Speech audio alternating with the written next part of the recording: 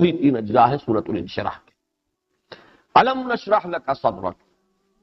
اے نبی کیا ہم نے نہیں کھول دیا آپ کے لیے آپ کے سینے کو، ووضعنا عنک وزرک، اور دور کر دیا، آپ سے ہٹا دیا آپ کا وہ بوجھ جو آپ کی کمر کو توڑے دے رہا تھا، وہ بوجھ کہ جس کے تلے آپ کی کمر دوہری ہوئی جا رہی تھی۔ یہ مختلف محاورے ہیں اردو کے، جس میں ہم کبھی کہتے ہیں کمر دوہری ہوئی جا رہی ہے، کبھی ہم کہتے ہیں کمر ٹوٹی جا رہی ہے، اس صدمے نے تو میری کمر توڑ کر رکھتی ہے، یہ بوجھ جو ہے یہ تو گویا کہ میرے کمر کو توڑ دینے کا سبب بن گیا ہے وغیرہ۔ تو یہ مختلف جو ہے اسلوب ہے، مختلف محاورے ہیں۔ تو وضعنا عنک وزرک الذی انقض ظہرک، اور ہم نے ہٹا دیا آپ سے، دور کر دیا آپ سے آپ کا وہ بوجھ جو آپ کی کمر کو توڑے دے رہا۔ ان آیات میں وہ سوال بہت نمایاں ہو کر آ گیا کہ وہ بوجھ کون سا تھا؟ انشراح صدر سے مراد کیا ہے؟ بوجھ بھی ایسا کہ جو بوجھ اس درجے شدید تھا کہ حضور کی کمر دوہری ہوئی جا رہی تھی اس کے سبب سے، اس کے زیر اثر، یا یہ کہ آپ کی کمر ٹوٹی جا رہی تھی اس کے بوجھ سے؟ یہ ہے ایک بڑا اہم سوال۔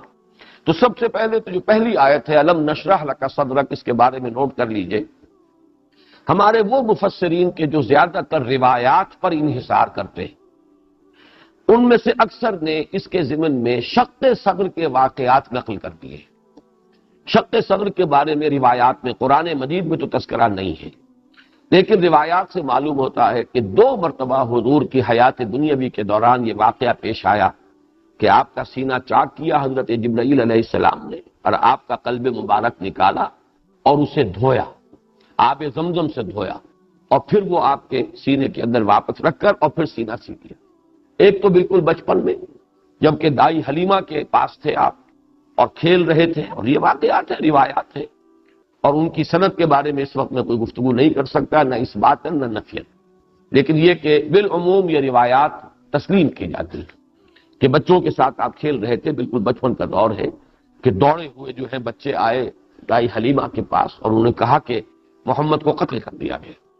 اب وہاں جو واقعہ ہوا وہ یہی تھا کہ حضرت جبرائیل آئے ہیں اور حضور کا سینہ جو ہے چاک کیا ہے۔ آج یہ چیزیں ہماری سمجھ میں بڑی آسانی سے آ سکتی ہیں۔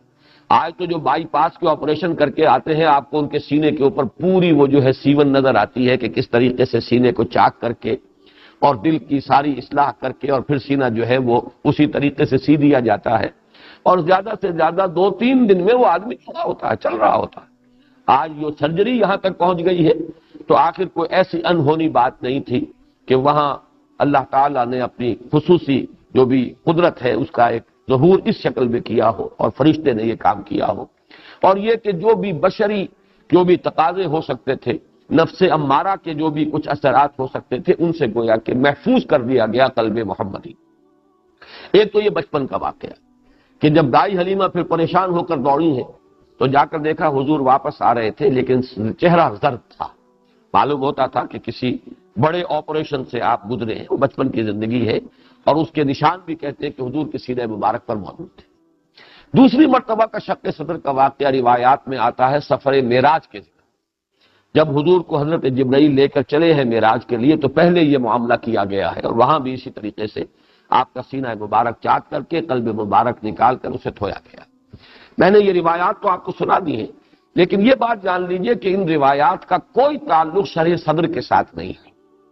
وہ موضوع اپنی جگہ پر ہے۔ شق صدر ایک علیحدہ موضوع ہے، اس کے بارے میں ان روایات کو تسلیم کیا جائے نہ کیا جائے،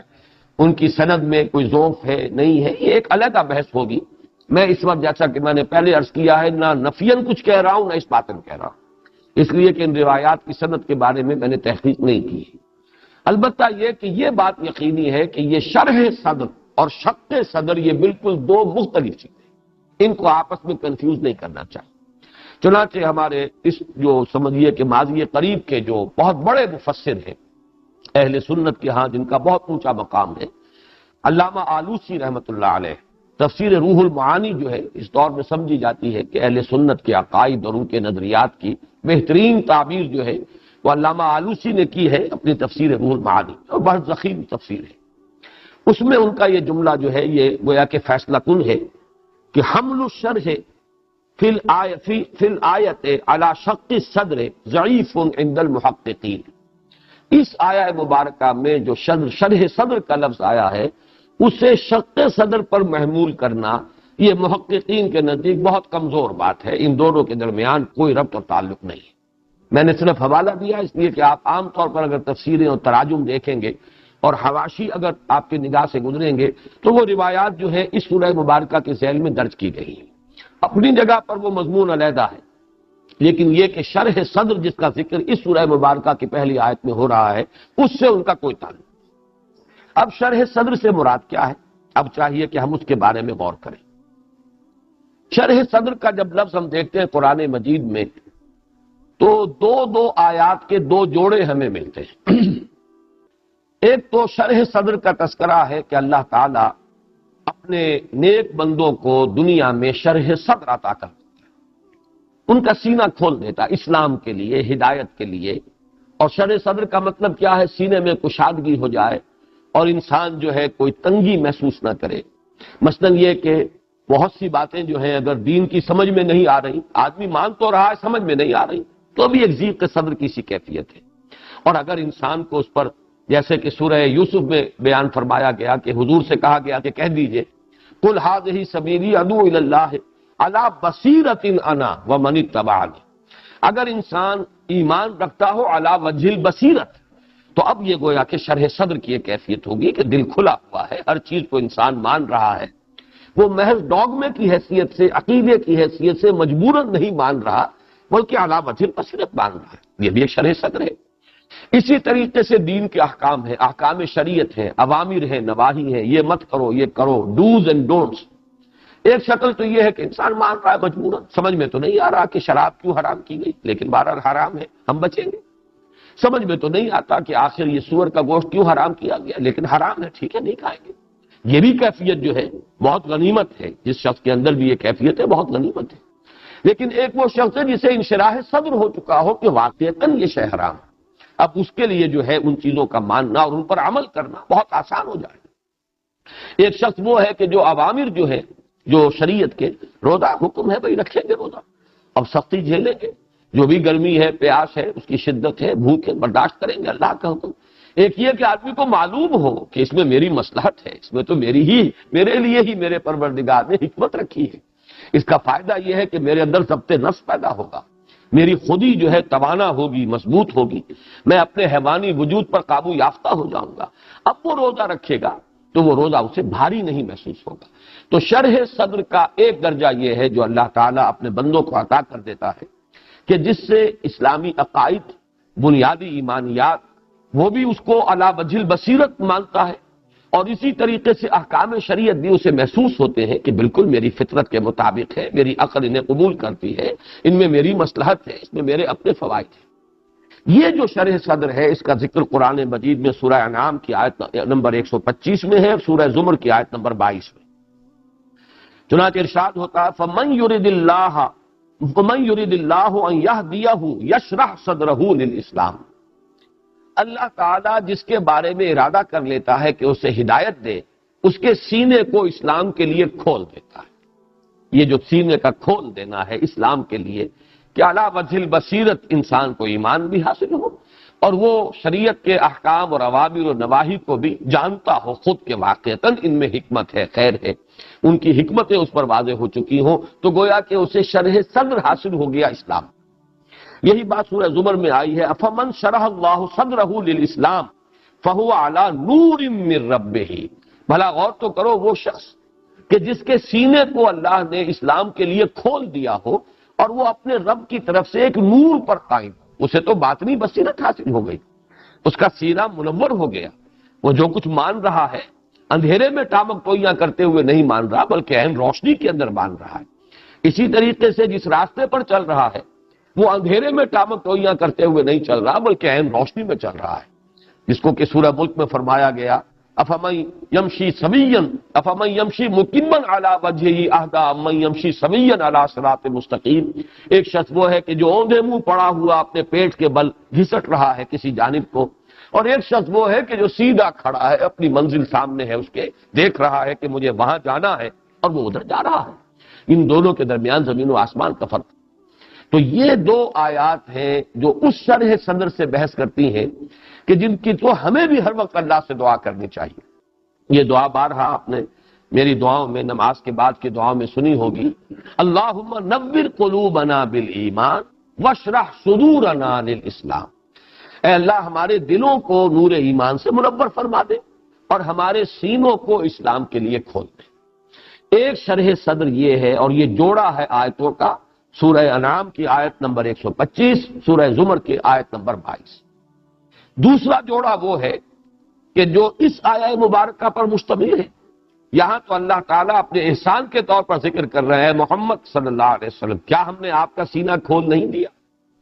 لیکن حضرت موسیٰ علیہ السلام کے ضمن میں یہ لفظ آیا ہے خود ان کی طرف سے استدعا کے طور پر، رب اشرح لی صدری ویسر لی امری، پروردگار میرے لیے میرے سینے کو کھول دے اور میرے لیے میرے کام کو آسان کر دے۔ یہاں شرح صدر جو ہے وہ کار رسالت کی ادائیگی کے لیے درکار ہے، جیسے کہ ایک اور مقام پر آیا ہے کہ جب حضرت موسیٰ علیہ السلام کو حکم ہوا ہے تو انہوں نے جو معذرتیں پیش کی ہیں اور درخواست کی، پروردگار یہ ذمہ داری میرے بھائی جو ہیں ہارون مجھ سے بڑے ہیں، وہ افصح منی، وہ مجھ سے زیادہ طلاقت لسانی ان کو حاصل ہے، زیادہ فصیح اللسان ہے، تو ذرا یہ ذمہ داری ان کے حوالے کر دے۔ لیکن یہ کہ میرا حال تو یہ ہے کہ یضیق صدری ولا ينطلق لسانی، میرا سینہ تو بھیجتا ہے، اس بوجھ کو اٹھانے سے میری جو ہے وہ سینے کے اندر مجھے گھٹن محسوس ہو رہی ہے، سینے میں بوجھ محسوس ہو رہا ہے۔ ولا ينطلق لسانی، یضیق صدری ولا ينطلق لسانی، اور میری زبان بھی فصاحت جو ہے اور طلاقت، یہ دونوں کیفیات جیسی کہ ہونی چاہیے اسے حاصل نہیں ہے۔ لہذا ایک طرف تو معذرت پیش کی ہے، لیکن جب ظاہر بات ہے اللہ تعالیٰ کی طرف سے فیصلہ یہی ہوا کہ نہیں، ذمہ داری تو تم پر ہی ہے بنیادی طور پر، البتہ یہ کہ تمہارے بھائی کو ہم ذریعہ بنا دیں گے تمہارے لیے تقویت کا، وہ وزیر ہو جائیں گے تمہارے لیے، بوجھ کے اٹھانے والے، شیئر کرنے والے، اس برڈن کے وزیر کہتے ہیں بوجھ کا اٹھانے والا، یہ شیئر کریں گے رسپانسبلٹی کو تمہارے ساتھ، لیکن اصلاً یہ ذمہ داری تمہاری ہے۔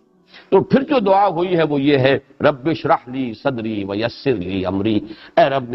میرے لیے میرے سینے کو کھول دے، مجھے جو بارے گراں کا احساس ہو رہا ہے اسے مجھ سے ہٹا لے، وہ بوجھ جس کا میں اس وقت احساس کر رہا ہوں پروردگار اسے دور کر دے اور میرے لیے میرے کام کو آسان کر دے۔ اب یسر لی امری جو ہے یہاں معین کر رہی ہے یہ آیت کہ اس میں کار رسالت کی جو ذمہ داری ہے اسی کے حوالے سے شرح صدر کی دعا کی جا رہی ہے۔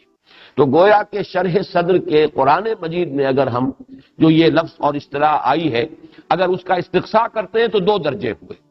ایک تو یہ کہ ایمان اور اسلام کے لیے سینے کا کھل جانا، ایک ہے کار رسالت کے بوجھ کو اٹھانے کے لیے جو ذمہ داری اور رسپانسبلٹی ہے رسالت کی، اس کی ادائیگی کا جو بوجھ ہے اس کے اعتبار سے شرح صدر، تو جس میں کہ حضرت موسیٰ علیہ السلام نے تو خود دعا کی رب اشرح لی صدری، اور یہاں حضور کے لیے خود اللہ تعالیٰ کی طرف سے یہ بطور احسان تذکرہ ہو رہا ہے، الم نشرح لک صدرک، کیا ہم نے آپ کے لیے آپ کے سینے کو کھول نہیں دیا؟ اب میں ذرا اس کے بعد چاہتا ہوں کہ اس شرح صدر اور اس کے ساتھ جب تک کہ ہم وزر جو حضور پر جو بوجھ تھا وہ کیا تھا، اور یسر جس کا آگے ذکر آ رہا ہے عسر وہ سختی کیا تھی، اس کے بارے میں جب تک ہم غور نہیں کر لیں گے تو شرح صدر کی بھی حقیقت جو ہے پورے طور سے واضح نہیں ہوگی۔ اب آئیے کہ ہم اس پر غور کریں کہ وَوَضَعْنَا عَنْكَ وِزْرَكَ، ہم نے دور کر دیا آپ سے آپ کے بوجھ کو۔ یہ بات اس سے پہلے بھی آ چکی ہے، عربی زبان میں حمل کا لفظ اور وزر کا لفظ دونوں مترادف بھی ہیں، حمل بھی کہتے ہیں بوجھ کو، حمال بوجھ اٹھانے والا، آپ کے ہاں جو پلے دار کہلاتے ہیں بوجھ اٹھانے والے ہیں، حمال بوجھ اٹھا کر یہاں سے وہاں لے جانے والا،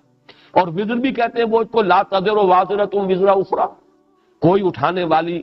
بوجھ نہیں اٹھائے گی کسی اور کے بوجھ کو، ہر جان کو اپنا بوجھ خود اٹھانا ہے۔ لیکن حمل اور وزر میں فرق کیا ہے؟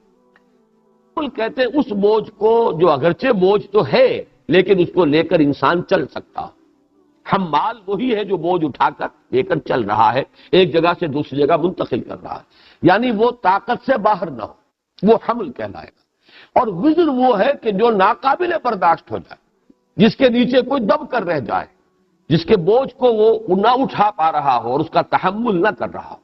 تو تو یہاں لفظ وزر کے اندر بھی بڑی شدت آ رہی ہے، وَوَضَعْنَا عَنْكَ وِزْرَكَ، ہم نے دور کر دیا آپ سے، ہٹا دیا وہ بوجھ آپ کا، الذی انقض ظہرک، اس نے آ کر مزید اس کے اندر تاکید پیدا کر دی کہ جو آپ کی کمر کو توڑے دے رہا تھا، جس وزر تلے آپ کی کمر دوہری ہوئی جا رہی تھی، اے نبی ہم نے اس کو آپ سے ہٹا نہیں دیا، آپ نے دور نہیں کر دیا۔ یہاں ذرا نوٹ کر لیجئے، مولانا اصلاحی صاحب نے بات لکھی ہے، میں سمجھتا ہوں کہ بہت صحیح بات لکھی ہے، کہ یہ جو 3 آیات آئی ہیں سورۃ الضحیٰ میں اور 3 آیات یہاں آئی ہیں، ان میں سے پہلی آیت میں تو علم کا لفظ آیا ہے، علم یجد کا یتیما فآویٰ۔ بعد کی دونوں آیات جو ہے وہ گویا کہ کلام خبریہ ہے سیدھا سیدھا، تو یہاں پر بھی یہی ہے، علم نشرح لک صدرک، اس کے بعد ووضعنا عنک وزرک، پھر وہ علم کا جو ہے دوبارہ سوال استفہامی انداز نہیں آیا۔ لیکن چونکہ ان 2 آیتوں کا بھی اور 2 آیتیں وہ بھی 7ویں اور 8ویں آیت جو ہے وہ سورۃ الضحیٰ کی بھی یہ تابع ہے پہلی آیت کے، علم یجد کا یتیما فآویٰ، کیا نہیں پایا آپ کو یتیم اور پھر پناہ دی۔ اسی طریقے سے وَوَجَدَكَ ضَالًّا فَهَدَىٰ کا اصل ترجمہ ہونا چاہیے، کیا نہیں پایا آپ کو تلاش حقیقت میں سرگردان، تو ہدایت دی۔ وَوَجَدَكَ عَائِلًا فَأَغْنَىٰ، یہ بھی چونکہ عطف اسی پر ہے، کیا نہیں پایا آپ کو تنگدست، کہ پھر آپ کو جو ہے سہولت اور فراخی عطا کر دی۔ اسی طرح یہاں بھی صحیح ترجمانی یوں ہوگی، الم نشرح لک صدرک، کیا نہیں ہم نے آپ کے سینے کو کھول دیا آپ کے لیے، ووضعنا عنک وزرک، اور کیا نہیں دور کر دیا آپ سے آپ کے اس بوجھ کو، الذی انقض ظہرک، کہ جو آپ کے پیٹھ کو، آپ کی کمر مبارک کو توڑے دے رہا تھا۔ میرے نزدیک یہ صحیح تعبیر ہے، اور یہ اس کو کہتے ہیں، جس طرح بارہا میں نے عرض کیا، یہ استفہام جو ہے اگرچہ بظاہر تو استفہام ہے لیکن استفہام تقریری، کیا ہم نے ایسا نہیں کر دیا، کیا مانی ہم نے کر دیا ایسا، اصل میں کسی چیز کے اس بات کے لیے اور زور دینے کے لیے بظاہر استفہام کا اسلوب اختیار کیا جاتا ہے، تاکید کے لیے، اس بات میں تاکید کے لیے۔ پھر یہاں سوال وہ آتا ہے کہ وہ بوجھ ہے کیا؟ اس بوجھ کے لیے 3 تعبیریں سامنے آئی ہیں، میں نے جتنا بھی مطالعہ کیا ہے ان کے حوالے سے میں عرض کر رہا ہوں۔ پہلی تعبیر سامنے آتی ہے اس انداز میں کہ وہ جو وَوَجَدَكَ ضَالًّا فَهَدَىٰ، وہ جو دور آپ پر گزرا ہے تلاش حقیقت، جس کو میں کل تعبیر کر چکا ہوں کہ خرد کی گتھیاں سلجھانا، خرد کی گتھیاں سلجھا چکا میں، اب یہ ایک آیت میں یہاں اس کا بیان ہو گیا ہے، ہم بھی ایک جملے میں کہہ دیتے ہیں، لیکن یہ وہی شخص جانتا ہے جو ان منزلوں سے گزرا، یہ فلسفیانہ غور و فکر، تلاش حقیقت، اس کی سرگردانی، اس میں کیا کچھ انسان پر بیتتا ہے، کن کن مراحل سے وہ گزرتا ہے، کون کون سے مشکل جو ہے اس کے راستے میں مرحلے آتے ہیں، کن کن چڑھائیوں کو چڑھنا پڑتا ہے، تب کہیں جا کر ایک شخص صحیح بات تک پہنچتا ہے۔ تو یہ بھی ایک صعود ہے، فکری صعود، ایک چڑھائی ہے انسان کا ذہنی اور فکری سفر کہ جو بہت ہی مشقت طلب ہے، اور اس کے لیے میرا ذہن منتقل ہوا تھا کہ اگر تاریخ میں اس کا حوالہ آپ کو چاہیے تو میرے نزدیک اس کی بہترین تعبیر ہے گوتم بدھ کی زندگی۔ گوتم بدھ تلاش حقیقت ہی کے لیے نکلا تھا، کوئی کاروبار کرنے نہیں نکلا تھا، کوئی اور ایڈونچر جو ہے دنیا میں کسی اور وہ اپنی مہم جوئی پر نہیں نکلا تھا۔ At the prime of his youth, اس کی عمر 30 برس تھی، اس کپل وستو کا شہزادہ، محل کو چھوڑا ہے، اس کی آسائشوں کو تج دیا، جوان بیوی کو سوتے ہوئے چھوڑ کر گیا ہے اور شیرخوار بچے کو چھوڑ کر گیا۔ یعنی زندگی کے اندر جن جن چیزوں سے انسان کو ہو سکتا ہے قلبی لگاؤ، وہ سارے بندھن موجود تھے، لیکن نکلا ہے، کیوں نکلا ہے؟ وہ تلاش حقیقت، معلوم ہونا چاہیے یہ گتھی کیا ہے، جبکہ تجھ بن نہیں کوئی موجود، پھر یہ ہنگامہ اے خدا کیا ہے، یہ حقیقت کیا ہے؟ سروم دکھم، یہ کیوں کرب ہے، کیوں رنج ہے، کیوں غم ہے انسان کے لیے، کیوں دکھ ہے، کیوں کوئی اندھا پیدا کر دیا گیا ٹھوکریں کھا رہا ہے، گر رہا ہے، کیوں کسی والدین کے سامنے ان کا پیارا اور نہایت ہی خوبصورت بچہ دم توڑ رہا ہے، وہ کچھ نہیں کر سکتے سوائے اس کے کہ پچھاڑے کھا رہی ہے ماں، لیکن یہ کہ اور کچھ نہیں کر سکتے۔ یہ رنج اور غم کیوں ہے؟ آخر اس کا کوئی علاج ہے، اس کا مداوا ہے، کوئی سے رستگاری ہے تو کیا ہے؟ یہ ہے در حقیقت وہ سوال جو اس کے سامنے آیا، اور پھر جتنے سال ہا سال اس نے گزارے، جو جنگلوں کی خاک چھانی ہے اور ریگزار جو ہے نہ معلوم کتنے اس نے گزارے ہیں، کہاں کہاں دھوڑی رمائی ہے، کس کس منی اور رشی کے پاس جا کر ان کی جوتیاں سیدھی کی ہے یا ان کی خدمتیں کی ہیں، کہاں کہاں جا کر مراقبے کیے ہیں، کیسے کیسے اس نے جو ہے غور و فکر کے مراحل طے کیے، اس سے پوچھیے۔ اس کی زندگی کا جو بھی نقشہ آتا ہے مہاتما گوتم بدھ کا، کپل وستو کا شہزادہ، تو اس سے اندازہ ہوگا کہ یہ کتنا مشکل اور کتنا کٹھن سفر ہے۔ یہ سفر جب کہ محمد الرسول اللہ صلی اللہ علیہ وسلم پر اگرچہ اس کی مدت کم ہے، لیکن یہ کہ کسی شے کی جو اس کا کوانٹیٹیو ایلیمنٹ ہے وہی فیصلہ کن نہیں ہوتا، تھوڑی مدت کے اندر بھی سخت ترین جو ہے اس کی شدت ہو سکتی ہے۔ جیسے کہ حضور صلی اللہ علیہ وسلم کی ایک حدیث میں آپ کو سنا رہا ہوں، جو ابن عدی اور ابن عساکر اور ابو نعیم نے روایت کی حضرت انس سے رضی اللہ تعالی عنہ، اور وہ حدیث یہ ہے کہ ما اوذی احد ما مثل ما اوذیت، کسی کو بھی نوع انسانی میں کسی کو بھی اتنی ایذائیں نہیں جھیلنی پڑی جتنی کہ مجھے جھیلنی پڑی، جتنی تکلیفیں میں نے اٹھائی ہیں کسی نے نہیں اٹھائی۔ اب اس پر ایک اشکال وارد ہوتا ہے کہ حضرت نوح علیہ السلام نے 950 برس تک دعوت دی ہے اور مخالفتیں جھیلی ہیں، استہزاء برداشت کیا ہے، تمسخر برداشت کیا ہے۔ حضور صلی اللہ علیہ وسلم کی تو حیات طیبہ آغاز وحی سے لے کر اور آپ کے انتقال تک کل 22 برس ہے، انہی میں آ گئی ساری سختیاں بھی آ گئی، انہی کے اندر آسانیاں بھی آ گئی، ان مع العسر یسرا، ان مع العسر یسرا، سارے مراحل اسے میں طے ہو گئے۔ اس طرح کی شدید پرسیکیوشن حضور کو نہیں جھیلنی پڑی جیسے کہ اور دوسرے بعض انبیاء کو جھیلنی پڑی، انبیاء قتل کر دیے گئے، انبیاء جو ہے جو بھی ان کے ساتھ جو جس قدر سختی حضرت یوسف علیہ السلام نے جھیلی ہے جیل میں۔ تو معلوم یہ ہوتا ہے کہ ایک ہے کسی مسئلے کا کوانٹیٹیو ایلیمنٹ اور ایک ہے اس کا کوالیٹیٹیو ایلیمنٹ۔ ہو سکتا ہے کہ تھوڑی یعنی مقدار میں کوئی شے ہو لیکن اپنی شدت کے اندر جو ہے وہ اتنی زیادہ ہو کہ وہ اپنی وسعت اور اپنے طول و عرض کے اعتبار سے کم ہونے کے باوجود اس کا جو اثر ہے وہ اس سے کہیں زیادہ بڑھ جائے۔ اس اعتبار سے اگرچہ حضور پر یہ جو وقت گزرا ہے تلاش حقیقت، فلسفیانہ غور و فکر، تفکر والاعتبار، جو کل حضرت عائشہ صدیقہ رضی اللہ تعالی عنہا سے جو روایت مروی ہے اس کے حوالے سے میں آپ کو بتا چکا ہوں کہ فلما بلغ 40 سنة حبب الیہ الخلاء فکان یخلو بغار حراء یتحنس فیہ،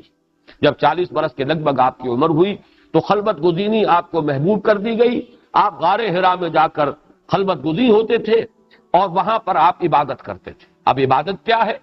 اس کے بارے میں شارحین حدیث کا کہنا ہے کان صفت تعبدہ فی غار حراء التفکر والاعتبار، غور و فکر کی وادیاں ہیں جو آپ نے طے کی ہے اور اسی کے اندر جو ہے وہ سرگردانی کی کیفیت ہے۔ ووجدک ضالا فہدی۔ اسی طرح میں ایک مثال دے دوں، ہمیشہ میں دیا کرتا ہوں جب بھی گوتم بدھ کی مثال آئے، ایک میں سقراط کی مثال دیا کرتا ہوں، لیکن وہ اس اعتبار سے کہ اس نے زہر کے پیالے کو ترجیح دی ہے، جو حقیقت بھی اس پر منکشف ہوئی تھی، اس بات کو کہ اس کو وہ بیان کرنے سے باز آ جائے، اس پر ترجیح دی اس نے موت کو، زہر کا پیالہ پی لیا۔ لیکن یہ مشقت جو ہے طلب ہدایت کی جو مشقت جھیلی ہے گوتم بدھ نے، تقریباً وہی مشقت ہے جو حضرت سلمان فارسی نے جھیلی رضی اللہ تعالی۔ ایران میں پیدا ہو رہے ہیں، بڑی آسائش کی زندگی ہے، والد جو ہے وہ آتش کدے کا کوئی اہم پروہت ہے، پجاری ہے،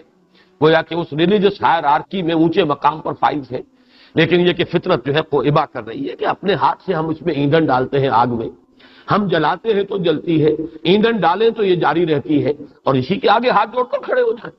لیکن پھر آپ کو معلوم ہے کس قدر مشقتیں جھیلی، گھر سے نکال دیے گئے، ایران سے گئے، شام پہنچے، وہ جس طریقے سے کہ گوتم بدھ کے بارے میں آتا ہے رشیوں اور منیوں کے پاس، کبھی ایک کے پاس، دوسرے کے پاس، تیسرے کے بعد، اسی طرح جو عیسائی اس وقت کے راہب موجود تھے شام میں، کبھی ایک کے پاس، دوسرے کے پاس، تیسرے کے پاس، یہاں تسکین نہیں ہوئی کسی اور کو تلاش کیا، اس سے بھی تسلی نہیں ہوئی کہیں اور گئے، آخر میں وہ ایک راہب ملا ہے جس سے کچھ تسکین ملی، لیکن یہ کہ جب اس کا بھی انتقال کا وقت آیا ہے تو اس سے کہا کہ میرا تو ابھی پوری طریقے سے سیری اور تشفی نہیں ہوئی، تو اب تمہارے بعد میں کہاں جاؤں؟ تو اس نے پھر رہنمائی کی ہے کہ میرا علم مجھے بتاتا ہے کہ اب آخری نبی کے ظہور کا وقت آ گیا ہے، جنوب کی طرف کھجوروں کی سرزمین میں ان کا ظہور ہونا ہے، جاؤ ٹرائی اور لک، قسمت آزماؤ، شاید اللہ تمہیں پہنچا دے۔ لہذا آپ سفر کر رہے ہیں مدینے کی طرف، درمیان میں جس قافلے میں سفر کر رہے تھے ڈاکوؤں نے حملہ کیا اور لوٹ لیا اور پکڑ کر ان کو غلام بنا کر بیچ دیا، لیکن خریدا کس نے؟ مدینے کے ایک یہودی نے، اور اس ذریعے سے مدینے میں پہنچ گئے۔ ابھی حضور نہیں پہنچے مدینے، لیکن یہ کہ خبریں مدینے میں بیٹھے ہوئے یہ سن رہے ہیں کہ مکے میں کسی کی نبوت کا معاملہ ہوا، کسی نے دعویٰ کیا ہے، لیکن اب ظاہر بات ہے آزاد آدمی نہیں تھے، پاؤں میں بیڑیاں غلامی کی تھی، اب ہل نہیں سکتے، تو منتظر تھے۔ اب آپ دیکھیے، میں یہ کہا کرتا ہوں حضرت سلمان فارسی کے مقام کو واضح کرنے کے لیے، اس کا مفہوم مخالف ذہن میں نہ لے آئیے گا کہیں حضور پر بھی میں آپ کو کوئی فضیلت دے رہا ہوں، معاذ اللہ، کہاں نبی کا مقام، کہاں ایک صحابی کا مقام، لیکن یہ کہ ایک تعبیر کا انداز ہے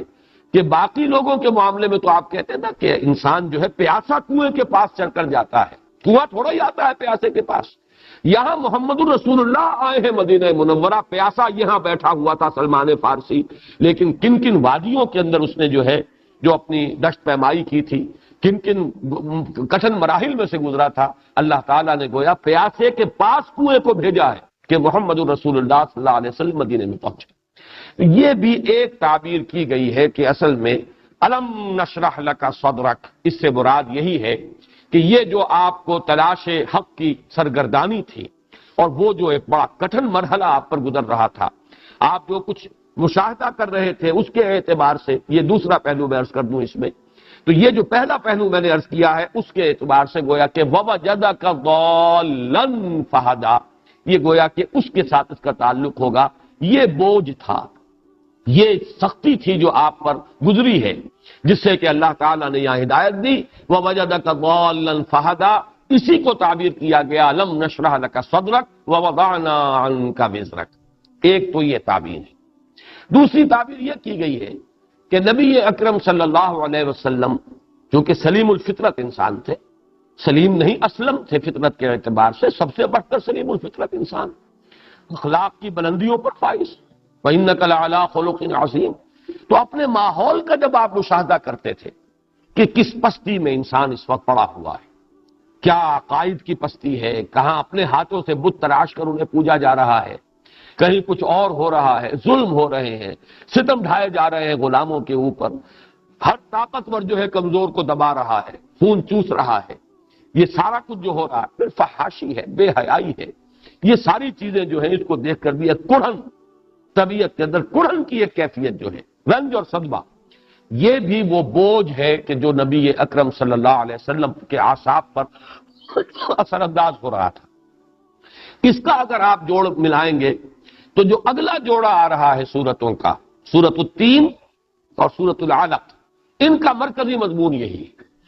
کہ یہ جو پستی ہے جس میں انسان گر جاتا ہے، ثم رددناہ اسفل سافلین، یہ جو ایک حضور کا مشاہدہ تھا جو سورۃ التین میں آئے گا، ثم رددناہ اسفل سافلین،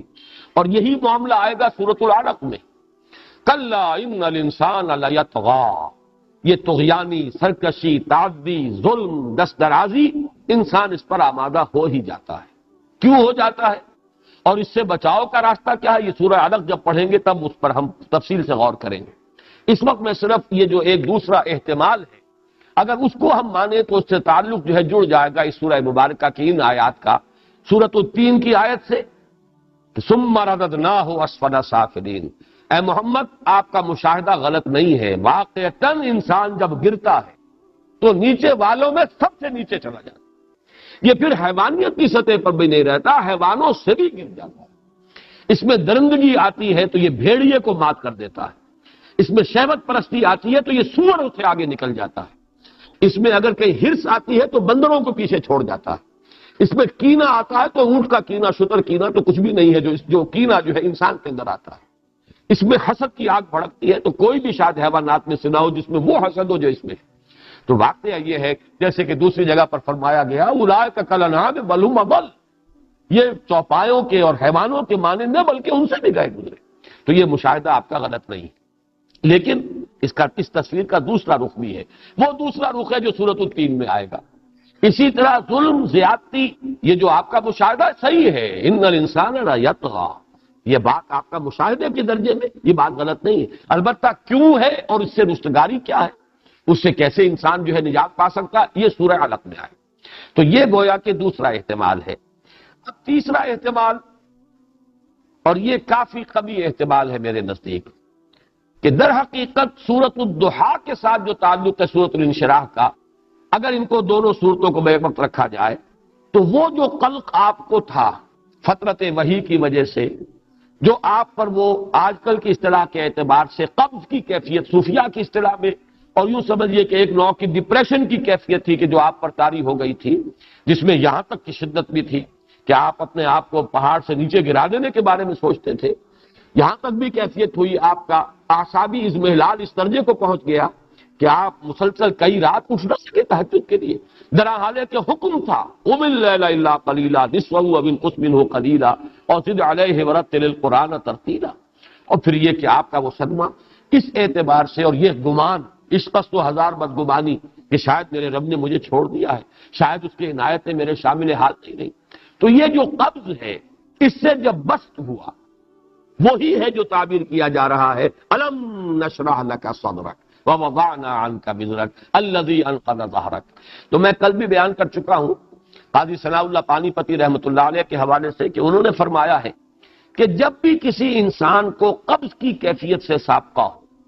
جب یہ اندر سے جیسے طبیعت رک گئی ہو، جیسے کچھ بددلی کی سی کیفیت ہو، جیسے کچھ مایوسی کا سا انداز ہو، جیسے کوئی ہمت جواب دے رہی ہو، اگر قبض کی کیفیت ہو تو اس کیفیت میں اس کا مداوع، اس کا علاج کرنے کے لیے سورۃ الضحیٰ اکسیر کا درجہ رکھتی ہے،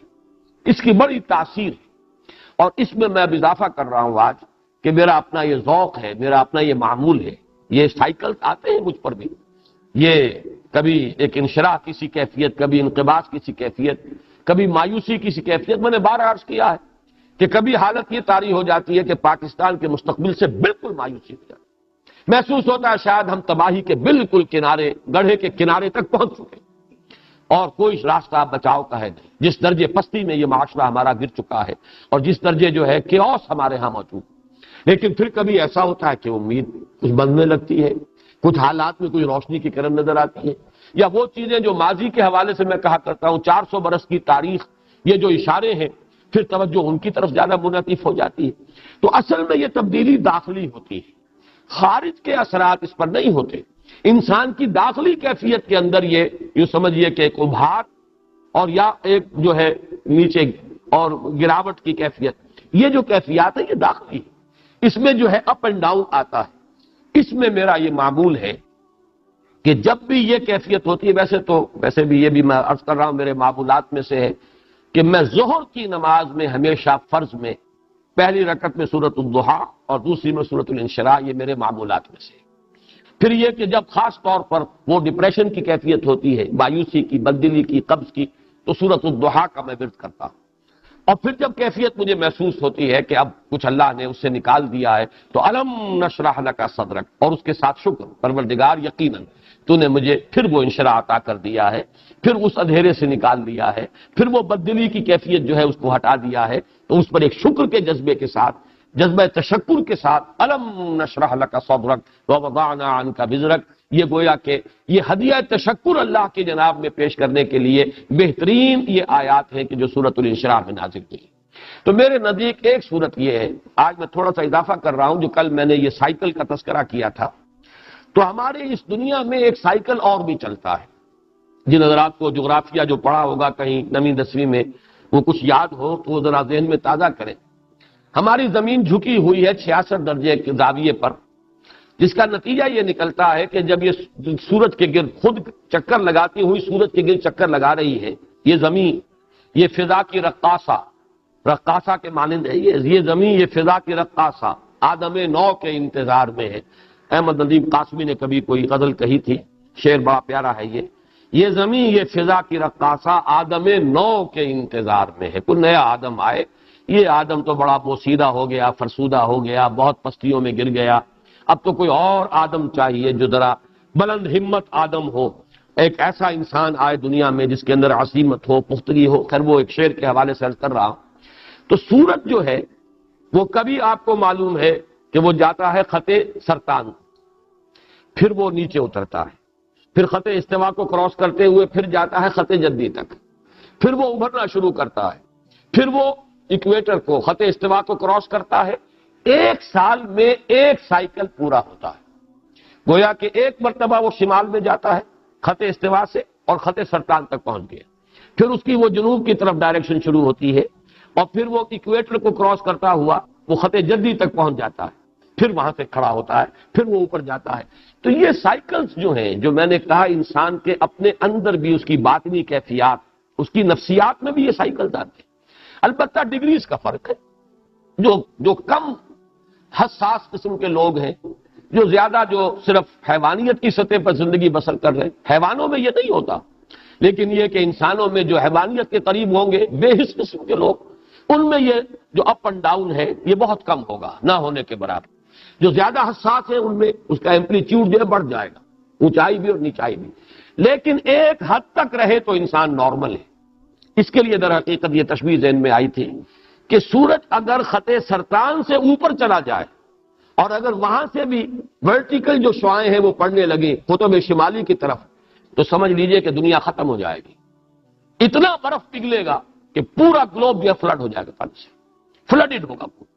اسی طریقے سے اگر نیچے اتر جائے خط جدی سے ہو تو وہی تباہی پھر آ جائے گی، اس لیے کہ وہ جو منجمد جو جنوبی ہے، بحر منجمد جنوبی، وہ اگر کہیں پگھل جائے تو پھر وہی صورت ہوگی کہ جو تو معلوم یہ ہوا کہ ایک حد تک یہ سورج کی جو سائیکل ہے، اگر یہ سرطان سے جدی تک رہے تب تو ہے عافیت اور خیریت۔ زمین پر جو یہ حیات دنیاوی ہے، حیات زمینی، اس کا سلسلہ قائم رہ سکتا ہے۔ یہ کہیں بڑھ جائے تو پھر ختم ہو جائے گا سارا۔ یہی معاملہ ہے کہ یہ اپ اینڈ ڈاؤن موومنٹ جو ہے انسان کی باطنی کیفیات کی، ایک حد تک رہے تو یہ انسان نارمل ہے، ایک حد سے بڑھ جائے تو اسی کو ہم کہتے ہیں کہ اب یہ توازن ذہنی قائم نہیں رہا۔ اسی کو جیسا میں نے کل عرض کیا تھا مینیک اور ڈپریسو سائیکوسس کہا جاتا ہے۔ کبھی ایکسائٹیشن ہے، پھر اس میں ایک طرح سے فوکس ہو جاتا ہے کسی بات کا، آدمی کو دھن سوار ہو جاتی ہے، بس اسی میں وہ لگ جاتا ہے اور پوری قوتیں، حرکت، محنت، بھاگ دوڑ، معلوم ہوتا ہے جیسے کہ اس کے جسم میں کبھی کوئی عارضہ تھا ہی نہیں۔ جب ڈپریشن میں آتا ہے تو معلوم ہوتا ہے جان ہی نہیں ہے، اس کے اندر ہمت ہی نہیں ہے، بیٹھا ہوا ہے، بلکہ اس ڈپریشن کی کیفیت کے اندر جو ہے سوسائڈ کی ٹینڈنسی ہوتی ہے بالعموم۔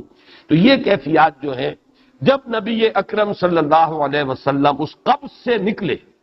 جس قبض میں وہ آیات نازل ہوئیں، وَالضُّحَىٰ وَاللَّيْلِ إِذَا سَجَىٰ مَا وَدَّعَكَ رَبُّكَ وَمَا قَلَىٰ، گویا کہ اسی کو تعبیر کیا گیا ہے الم نشرح لک صدرک۔ جب بسط ہوا ہے اس قبض کے بعد، جب اس ضیق کے بعد شرح صدر کی کیفیت ہوئی ہے، اسی کو تعبیر کیا جا رہا الم نشرح لک صدرک ووضعنا عنک وزرک الذی انقض ظہرک۔ چوتھی تعبیر ہے، اب جیسے کہ میں نے کل بعض صوفیہ کے حوالے سے بعض حقائق آپ کے سامنے بیان کیے قبض اور بسط کے، یہ اصطلاحات صوفیہ کی ہیں، قبض اور بسط، شکر اور سہو۔ شکر اور سہو یہ ہے کہ کبھی انسان پوری طرح بیدار ہوتا ہے اور اپنے افعال اور اعمال کو اپنی قوت ارادی کے تحت پوری ہوشیاری کے ساتھ وہ بجا لا رہا ہے، کبھی ایک شکر کسی کیفیت ہو جاتی ہے، انٹاکسیکیشن، مجذوبیت کسی کیفیت، اور اسی شکر کی کیفیت میں بعض صوفیہ کی زبان سے وہ باتیں بھی نکل جاتی ہیں جنہیں شطحیات کہتے ہیں۔ ویسے وہ کلمہ کفر ہے، انا الحق، یہ شطحیات میں سے کلمہ کفر ہے۔ اگر یہ قائم نہ رہتا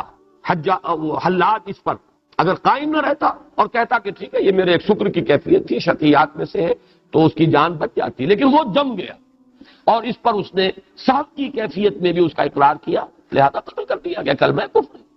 لیکن بعض دوسرے صوفیہ نے بھی ویسی باتیں کہی ہیں، لیکن وہ ایک عارضی، ایک انٹاکسیکیشن کی کیفیت میں، ایک شکر کی کیفیت میں وہ باتیں کہی ہیں۔ جب وہ حالت صحو میں آئے انہوں نے رجوع کیا ہے کہ نہیں، یہ بات نہیں ہے۔ تو اس اعتبار سے جیسے قبض اور بسط کی اصطلاحات ہے، ایسے ہی شکر اور صحو، صاد، ہا اور واو، یہ ہے صحو اور شکر۔ شکر تو آپ کو معلوم ہی ہے کہ ایک کیفیت جو ہے کچھ نشے کی سی، مجذوبیت کی سی۔ اب دو اصطلاحیں آج میں اور آپ کو بتا رہا ہوں جو اس سورۃ الانشراح کے حوالے سے سمجھ لیجیے۔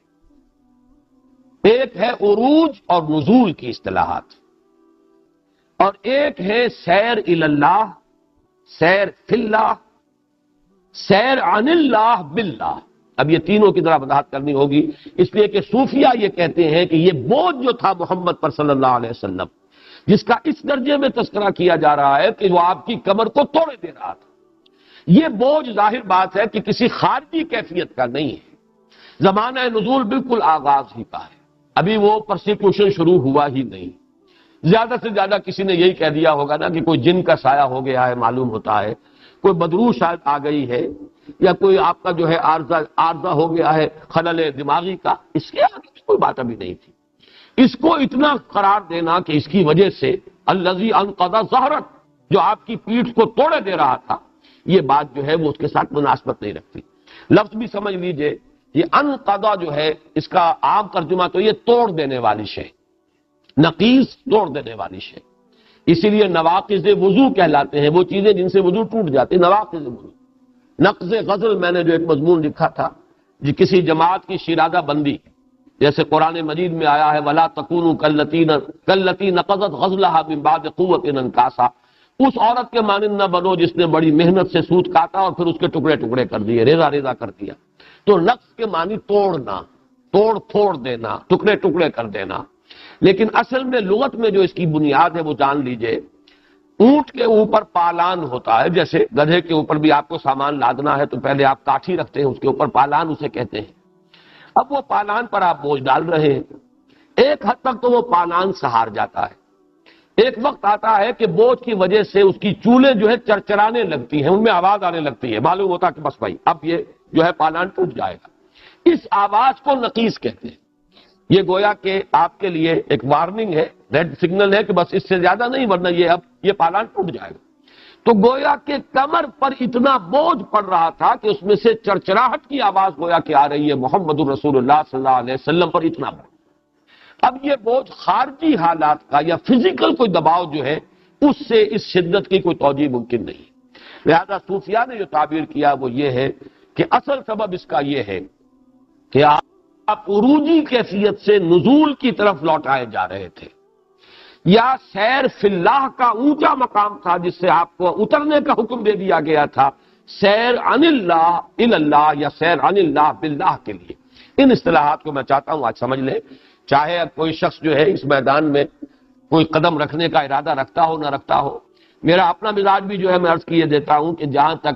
جو عملی مراقبے وغیرہ اور ذکر اور اشغال کے جو بھی طریقے ہیں مختلف سلاسل تصوف کے، مجھے ان سے کوئی مناسبت نہیں۔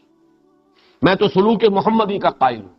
جس کا اصل جو ہے سلسلہ وہ ہے جہاد، محنت، اقامت دین کی جد و جہد، اس کے لیے اثار، اس کے لیے قربانی، اس میں استقامت۔ باقی یہ چیزیں جو ہے یہ صوفیاء کے اپنے طریقے ہیں، مجھے ان سے کوئی مناسبت نہیں۔ لیکن تصوف کا جو علمی پہلو ہے، فکری پہلو ہے، اس سے مجھے گہرا شغف ہے۔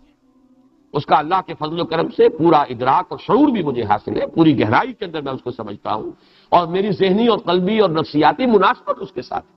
اور وہ ساری چیزیں میں قرآن حکیم سے میں نے اخذ کی ہے، میرا کوئی اور سورس نہیں ہے، قرآن حکیم ہی میں ایمان کے باطنی حقائق، مقام رضا، مقام تسلیم، اب یہ تمام چیزیں جو مقام صبر، مقام توکل، جو کہ سورہ تغابن کے درس کے ضمن میں میں بیان کرتا ہوں اور آپ میں سیکٹر زراعت کے علم میں ہے، یہی تو ہے کہ جو تصوف کے موضوعات ہیں۔ اسی طریقے سے یہ جو کیفیات باطنیہ ہیں، جیسا کہ میں نے پہلے بھی عرض کیا تھا، میرے نزدیک سب سے بڑے ماہرین علم نفس جو ہے وہ ہمارے صوفیاء ہیں۔ انسان کی باطنی کیفیات میں جو اتار چڑھاؤ آتا ہے، جو تغیر و تبدل آتا ہے، اس کا جتنا گہرا شعور و ادراک مسلمان صوفیاء کو حاصل رہا ہے اور کسی کو حاصل نہیں۔ اس اعتبار سے میں یہ چاہتا ہوں کہ ان چیزوں سے ضرور ذہنی مناسبت آپ حضرات کو بھی پیدا ہو اور ان کو سمجھیں، تاکہ وہ بوجھ جو ذہنی ہے وہ ختم ہو جائے۔ عملی طور پر معاملہ جو ہے وہ ایک علیحدہ معاملہ ہے، کوئی اگر اس راستے پر جائے تو میں اسے حرام نہیں کہتا، یہ ہے کہ میری اپنی مناسبت اس کے ساتھ نہیں ہے، اسی لیے میں نے کسی سے بیعت نہیں کی۔ لیکن یہ کہ جہاں تک یہ حقائق ہیں باطنی نفسیاتی حقائق، اور دوسری طرف فلسفیانہ حقائق، پھر وہ ایمان کے جو باطنی ثمرات ہیں ان کا معاملہ، یہ میں قرآن مجید کے حوالے سے جانتا ہوں، اور میرا اس کے ساتھ قلبی مناسبت ہے، طبی مناسبت ہے، ذہنی مناسبت ہے۔ اس لیے میں یہ آج اصطلاحات آپ کو بتا رہا ہوں۔ دیکھیے، عروج اور سیر الی اللہ یہ دونوں ہم معنی الفاظ ہیں۔ ایک شخص اللہ کا قرب حاصل کر رہا ہے، ذہناً، قلباً، عملاً، تقرب الی اللہ، جس کے لیے ایک تقریر میں نے کی تھی کبھی ہمارے سالانہ اجتماع تنظیم اسلامی کے، اور اس حدیث کے حوالے سے تقرب الی اللہ کے دو مراتب ہیں، ایک ہے تقرب بالفرائض، ایک ہے تقرب بالنوافل۔ غور و فکر، سوچ بچار، یہ فکری ایک انداز ہے اللہ کی طرف انسان بڑھ رہا ہے۔ من اتی اللہ بقلب سلیم، جو اللہ کے قریب آ رہا ہے، قرب حاصل کر رہا ہے، اس کو آپ کہیں گے عروجی کیفیت ہے، اوپر جا رہا ہے انسان۔ اس عالم خاکی سے بلند ہو رہا ہے، اس حیوانی سطح سے ترفع حاصل کر رہا ہے، ذہناً قلباً روحاً، وہ گویا کہ بازار سے گزرا ہوں، خریدار نہیں ہوں، رہتا اس دنیا میں لیکن حقیقت میں اس دنیا میں نہیں رہتا، اس سے بلند تر زندگی گزار رہا ہے۔ یہ وہ شخص ہے کہ جس کے بارے میں وہ شعر پھر میرے ذہن میں آ گیا کہ مومن کی یہ پہچان کہ گم اس میں ہے آفاق، اور کافر کی یہ پہچان کہ آفاق میں گم ہے۔ یہ سیر اللہ، اللہ کی طرف بڑھ رہا ہے انسان، تقرب،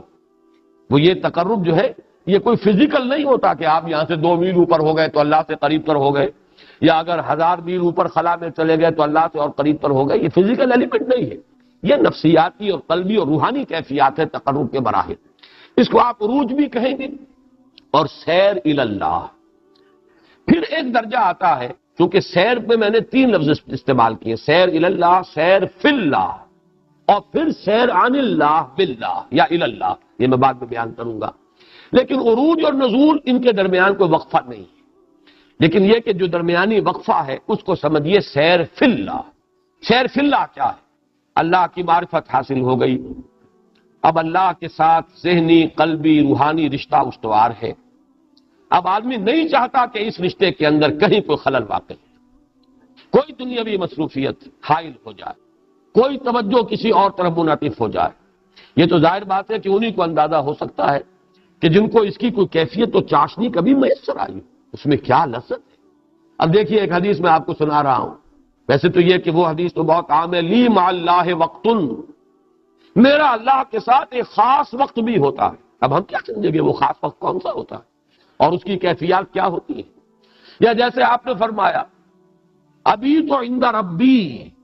یطعمنی ویسقینی، میں تو رات بسر کرتا ہوں اپنے رب کے پاس، وہ مجھے کھلاتا ہے پلاتا ہے۔ یعنی جب حضور صلی اللہ علیہ وسلم سے بعض صحابہ نے عرض کیا کہ حضور آپ صوم وصال رکھتے ہیں، صوم وصال یہ ہے کہ آج آپ نے روزہ رکھا، افطار نہیں کیا، پوری رات وہ روزہ چل رہا ہے، اگلے دن بھی روزہ جاری رہا، 2 دن کا صوم وصال ہو گیا، اگلے دن بھی آپ نے افطار نہیں کیا، پھر وہ رات اور اگلے دن تک جا رہا، 3 دن کا صوم وصال۔ حضور صوم وصال رکھتے تھے لیکن صحابہ کو آپ نے روک دیا، منع کر دی۔ تو صحابہ نے عرض کیا حضور آپ خود تو صوم وصال رکھتے ہیں، ہمیں منع کرتے ہیں۔ آپ نے فرمایا ایکم مثلی، تم میں سے کون ہے مجھ جیسا؟ ابھی تو عند ربی، میں تو اپنے رب کے پاس رات بسر کرتا ہوں، وہ مجھے کھلاتا ہے پلاتا ہے، تم میری مثال نہیں بن سکتے، تم اس طریقے سے میری نقل نہیں کر سکتے۔ اب یہ کیا رات کا بسر کرنا ہے، ہم کیا سمجھیں گے؟ لیکن اس کو سمجھ لیجئے، میں نے یہ اچھا ہوا کہ یہ حدیث سامنے آ گئی تاکہ جو حضرات ذرا وہ زیادہ مزاج جو ہے جن کا وہ روایات کے ساتھ اور وہ اس پر زیادہ وابستگی کے ساتھ جمنا چاہتے ہیں، نئی اصطلاحات سے طبیعت جو ہے ان کی اوپر آتی ہے، تو سیر فی اللہ تو شاید ان کے لیے قابل قبول نہ ہو کہ اصطلاح ہے صوفیاء کی، لیکن یہ کیا ہے؟ مبیت عند رب، رات رب کے پاس بسر ہو رہی ہے، یہی ہے جسے صوفیاء کہتے ہیں سیر فی اللہ۔ اللہ کے ساتھ وہ قرب، وہ لو لگی ہوئی، وہ تار قائم ہے، وہ رشتہ برقرار ہے، اس میں کوئی اور کسی طرف سے کوئی دخل اندازی، کسی طرف توجہ کا بٹ جانا، منعطف ہو جانا قطعاً گوارا نہیں۔ یہ ہے جس کو سیر فی اللہ سے تعبیر کیا جائے۔ اور غالب کا شعر چونکہ اس قسم کی نفسیاتی کیفیات کو غالب نے بہت خوبصورتی سے بیان کیا ہے، دل چاہتا ہے پھر وہی فرصت کے رات دن، بیٹھے رہے تصور جانا کیے ہوئے۔ یہ سارے مشغلے اور ادھر ادھر کے معاملات، ان سے ذرا ہٹ کر طبیعت چاہتی ہے کہ پھر وہی کیفیت میسر آ جائے کہ کوئی ڈسٹرب کرنے والا نہ ہو، کسی سے کوئی بھی معاملہ ہی نہ ہو، ہمارا منقطع ہو جائیں، متبتل ہو جائیں اور اللہ ہی کے ساتھ لو لگا کر بیٹھے رہیں۔ اب تیسرا مرحلہ آتا ہے، وہ ہے کہ حکم ہوتا ہے کہ جاؤ اب دوسرے انسانوں کو بھی اٹھانے کی کوشش کرو، یہ لذت جو تمہیں حاصل ہو رہی ہے اس میں دوسروں کو شیئر کرو، دوسروں کے ساتھ شیئر کرو، جاؤ لوگوں کی ہدایت پر کمر کس کر کھڑے ہو جاؤ۔ اب ظاہر بات ہے اترنا پڑے گا نا، یہ اترنا ہے، یہ نزول ہے۔ بڑی پیاری تعبیر ذہن میں آئی ہے، وہ جو ہم کلامی تھی کوہ طور کی، اس سے نیچے اترے نا، اذهب الى فرعون انه طغى، جاؤ فرعون کے پاس۔ اب وہاں جاؤ، اس کے بڑے تلخ جملے بھی سنو، اس کا یہ قول بھی سنو انی ناظنک یا موسیٰ مسحورا، اے موسیٰ میرا خیال ہے تم پر کوئی جادو کا اثر ہو گیا، کسی نے تم پر کوئی جادو کر دیا۔ سنو کڑوے کسیلے جملے سنو، تکلیفیں جھیلو، برداشت کرو۔ کوئی پاگل کہہ جائے گا، کوئی مجنون کہہ جائے گا، کوئی شاعر کہے گا، کوئی ساحر کہے گا، یا ایھا الساحر، حضرت موسیٰ کو خطاب کیا جا رہا ہے، یا ایھا الساحر، جادوگر، ذرا جو تمہارا کچھ معاملہ ہے تمہارے رب کے ساتھ تو ذرا اس کے حوالے سے ہماری یہ مصیبت دور کر دو۔ درخواست نہیں کر رہے ہیں کہ ہماری مصیبت دور کروا دو دعا کر کے، لیکن کہہ رہے ہیں یا ایھا الساحر۔ اب آخر ظاہر بات ہے جو کل میں نے آیت آپ کو سنائی تھی وہ سورہ حجر کی آیت ہے کہ وَلَقَدْ نَعْلَمُ أَنَّكَ يَضِيقُ صَدْرُكَ بِمَا يَقُولُونَ، ہمیں خوب معلوم ہے آپ کا سینہ بھیجتا ہے ان باتوں سے کہ جو یہ کر رہے ہیں، جو باتیں آپ کو سننی پڑ رہی ہیں۔ ساحر کہہ دیا، مسحور کہہ دیا، کذاب کہہ دیا، شاعر کہہ دیا، جو چاہتے ہیں۔ اب یہ ہے سیر عن اللہ، لیکن باللہ اصل میں تو بات نہیں، تعلق منقطع نہیں ہوتا، تعلق تو رہتا ہے، البتہ اس کی وہ شدت تو اب نہیں رہی نا، وہ بیٹھے رہے تصور جانا کیے ہوئے، وہ کیفیت تو اب نہیں ہے۔ اب تو جا رہے ہیں، جلے کٹے فقرے سن رہے ہیں، تانے سن رہے ہیں، استہزاء ہو رہا ہے، تمسخر ہو رہا ہے، طبیعت پر ملال کی کیفیت ہے۔ گھر میں آ رہے ہیں تو حضرت خدیجہ دلجوئی کر رہی ہیں، آپ کی ہمت بنا رہی ہیں، کبھی اللہ تعالیٰ کی طرف سے آیات نازل ہو رہی ہیں، اے نبی صبر کرو، جھیلو، برداشت کرو، فاصبر لحکم ربک ولا تکن کصاحب الحوت، دیکھنا کہیں حضرت یونس کی طرح کہیں جلدی نہ کر بیٹھنا، بلکہ صبر کرو اپنے رب کے فیصلے کا، اس کے انتظار کا۔ یہ ہے اصل میں عروج اور نزول کی کیفیت۔ یہ نزولی کیفیت یا سیر عن اللہ، چاہے وہ باللہ بھی ہے اور الی اللہ بھی ہے، اس حالت میں بھی تعلق منقطع نہیں ہوتا، لیکن چونکہ اب رخ ہے مخلوق کی طرف، تبلیغ ہو رہی ہے تو کس کی طرف رخ ہے؟ آپ نماز میں کھڑے ہیں تو رخ کس کی طرف ہے؟ اللہ کی طرف ہے۔ انی وجہت وجہی للذی فطر السماوات والارض حنیفا، آپ نے یہ ہاتھ اٹھا دیے، گویا کہ اعلان کیا ہے کہ میں منقطع کر رہا ہوں اپنا تعلق، دائیں بائیں سے میرا تعلق منقطع ہے، میں نے اپنی توجہ کو مرتکز کر دیا ہے اب اپنی اس رب کی طرف جس نے آسمان اور زمین پیدا کیے۔ لیکن جب آپ تبلیغ کر رہے ہیں، تعلیم دے رہے ہیں، وعظ کہہ رہے ہیں، تقریر کر رہے ہیں، چاہے کوہ صفا پر کھڑے ہو کر تقریر کی، چاہے بنو ہاشم کو جمع کر کے کھانا کھلا کر آپ نے اپنی دعوت پیش کی، یہاں رخ کس کی طرف ہے؟ یہاں تو مخلوق کی طرف ہے، ان کے ساتھ اب جو ہے تعلق جو ہے وہ قائم ہو رہا ہے۔ اس اعتبار سے یہ کیفیت ہے جو بہت شاخ گزرتی ہے، کہاں وہ لذت، کہاں وہ کیفیت، کہاں وہ سرور، کہاں وہ کیف، جس کا کہ ہم تو کوئی تصور بھی نہیں کر سکتے، لیکن یہ کہ جسے حاصل ہے لذت ہی بادہ نہ دانی بخدا تا نہ چشی، جس کو کوئی ایک بھی رمق اس کی میسر آئی ہو وہ جان سکتا ہے کہ رسول کے قلب پر یہ بات کتنی بھاری گزرتی ہے، کجا وہ کیفیت اور کجا یہ کیفیت۔ یہ ہے اصل میں شاخ گزرنے والی بات۔ اسی کے حوالے سے اصل میں نوٹ کر لیجئے، ہمارے صوفیہ میں سے شیخ عبد القدوس گنگوہی رحمۃ اللہ علیہ کے دو اقوال ہیں، ایک کو تو علامہ اقبال نے بھی اپنے لیکچرز میں کوٹ کیا ہے، پہلے بارہا آپ کو سنایا ہے، لیکن اس سے یہ فرق واضح ہوگا۔ علامہ اقبال نے اصطلاحات استعمال کی ہیں مسٹک ایکسپیرینس اور پروفیٹک ایکسپیرینس۔ ایک ہے صوفی، وہ صوفی تو لو لگا کر بیٹھ جاتا ہے اور اپنی اس کیفیت میں کوئی وہ نہیں چاہتا کہ کسی طرح کا بھی کوئی خلل آئے، جبکہ رسول کا کام کیا ہے؟ اب وہ خلق کی ہدایت کے لیے کمر کس لیتا ہے، اس کو نزول کا راستہ اختیار کرنا پڑتا ہے، کوہ ہرا سے اتر کر آنا پڑتا ہے، اتر کر ہرا سے سوئے قوم آیا اور ایک نسخہ کیمیا ساتھ لایا، ادھر اس کو جبل طور سے اترنا پڑتا ہے، اذهب الى فرعون انه طغى۔ تو یہ نزول جو ہے اس کا صوفی کا معاملہ اور نبی اور رسول کا معاملہ، بیسک ڈفرنس یہی ہے پروفیٹک ایکسپیرینس کے اندر اور جو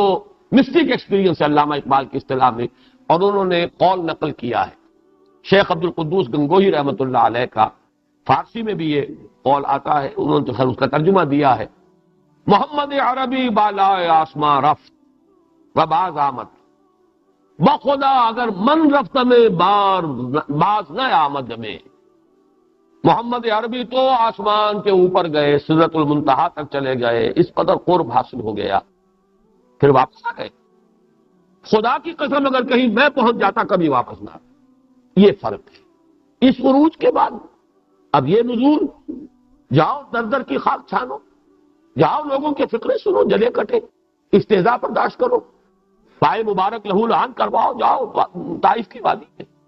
کہاں وہ سرور، کہاں وہ کیف، کہاں اس کی لذت، کہاں یہ معاملہ۔ لیکن بہرحال مشن ہے،